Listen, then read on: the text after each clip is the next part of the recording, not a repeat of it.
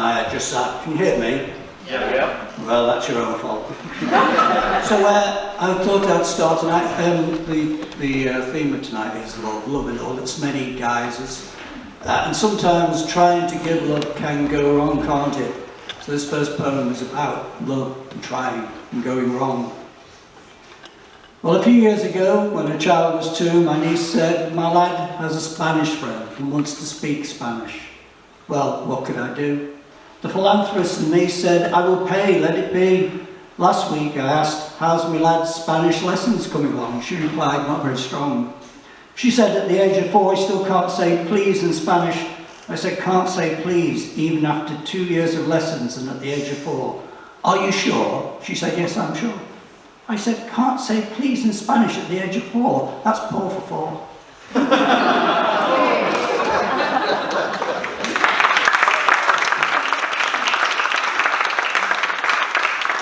It's all right, I'm just eyeing up the exits. I'm going to take you back now to the 3rd century Rome. You remember it well, won't you? It was before Salford was invented. And at that time, the emperor was, Julius II. Okay, I knew you'd all know that. And this is true, this, don't that? And this is part history and part legend. And it's, again, a love story. So this is before the ascendancy of Christianity in Rome, which came in the 4th century. And at that time, it was unlawful for the soldiers to actually marry, because obviously they thought that, if you get into love and all that kind of entanglement, your mind goes off killing, doesn't it? That's what happens, you go soft. So what was happening was, this troublesome priest was going around marrying soldiers. Now, he wasn't marrying soldiers himself, he was performing the ceremony, okay? And he was arrested for this. And the jailer said to him, "If you can cure my daughter's blindness, I'll release you." And this young woman came along and he prayed, laid his hands on her and cured her, a miracle. And so he was released, but he was then arrested again by Julius. And Julius said, "Well, you can't go around doing this, performing miracles, and you certainly can't marry, Roman soldiers. It's out of the question." So before he was martyred, on the 14th of February, he wrote a letter to this woman, and he signed it, "Your Valentine." And that's why today we go out and buy Toblerone bars the size of cricket bats. Yeah? Well, you might. So I just thought, well, maybe in this letter what he's trying to do is to protect this woman and distance himself from her. So this is my poem of what I think he may have written. It's called A Distant Letter. "Well, I'm tired of the troubles, the wars and the strife. Should I be berated for seeking a much simpler life? And she keeps writing me letters from some distant shore, but I haven't the heart to tell her. I read them no more. And she seals each letter with a love and a kiss, but I've no urge for her to know just how much it's these things I miss. Our love became frozen, we an estranged sister and brother. Not enough love left between us now to even hurt one another. And I've tried to tell her, but she refuses to understand. Fulfilling her needs is now out of my hands." Thank you.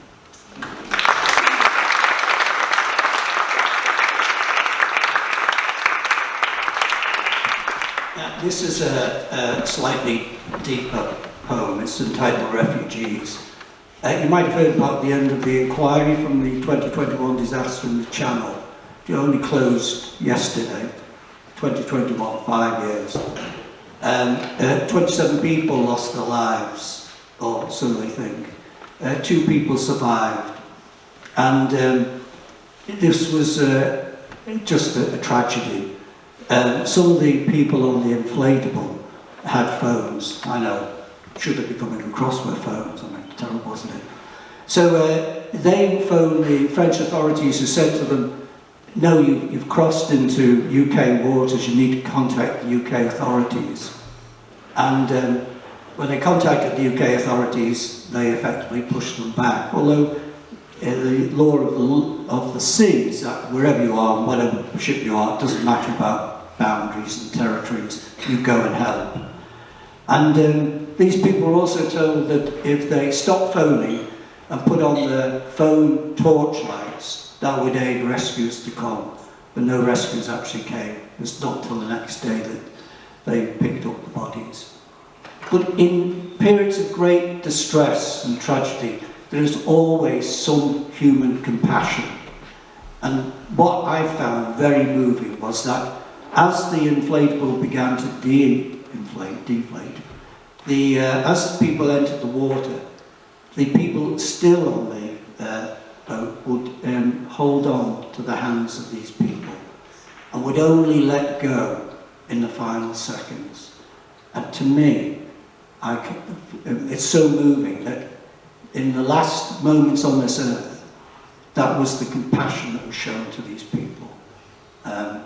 I don't know about you, but to me the answer's simple. We just open safe routes.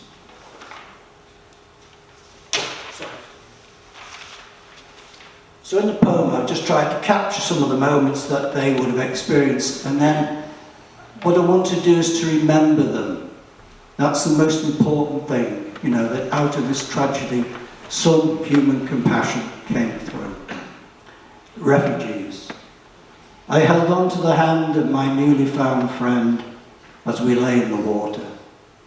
And against this bitter cold, I prayed for our souls as the waves surged over my shoulder. Can anybody hear me? Is anybody out there? Anybody who might care? Well, we come from Afghan, Syria, Iraq, Kurdistan, over 2,000 miles to shake off the yoke destiny dealt us. Can anybody help us? And some of us are Kurd, and you may well have heard we fought on your side. And some of us are Kurd, and you may well have heard many of us died. There's a young teenage boy, his dreams wrapped up in blue. Well, what would you do? He wants to play football for City. There's a young teenage boy, his dreams wrapped up in blue. They'll never come true. That's more than a pity. Well, I'm sorry, my friend, I really want to aid. You must be brave. It's out of my hand. You drifted from French waters. You've crossed over borders. I have my orders. You must understand. Send a mayday to the UK. See what they say. But there's no safe way to the UK mayday. They promise rescues will come in the night, guided in by the light from our own phone torches. So sleep soundly, my love, hold on tight to our sons and our daughters. And I'll phone at first light when land is in sight and I'm saved from these waters. A young mother to be, 3 young children by her side. She's seeking safe shelter. She's left her friends and her country, her heart now in tatters. A new life for her young family is now all that matters. And you tell me true, what do we think when we read of such plight? And if only we knew the abject fear of flight. And what do we feel when politicians and the media feed their intolerant and inhumane seed? Does it matter? Does life really matter? I let go of the hand of my newly found friend, and he's drifting, my scenery shifting. Beautiful young teenage boy's dreams unraveling in blue. I slip beneath the waves, I'm sinking too. Can anybody hear me? Is anybody out there? Can anybody see me? Anyone? Thank you.